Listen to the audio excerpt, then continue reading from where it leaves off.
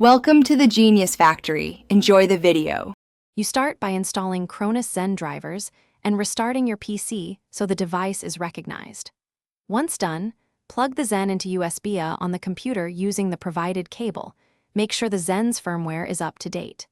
Now connect your Xbox controller to the PC with a USB-C cable or pair via Bluetooth adapter. This ensures a solid connection path before configuring profiles and mapping inputs inside the Cronus software.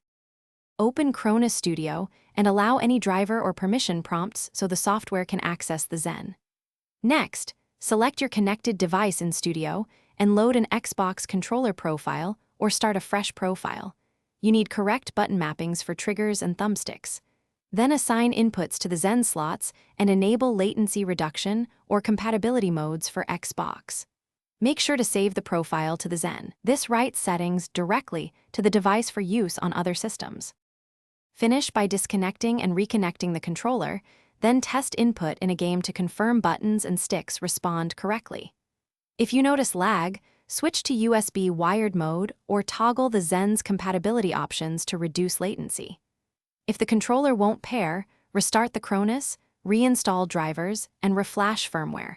This often clears firmware mismatches. One quick troubleshooting tip: try a different USB cable or port. Faulty. Thanks for watching. If you found this helpful, don't forget to like and subscribe.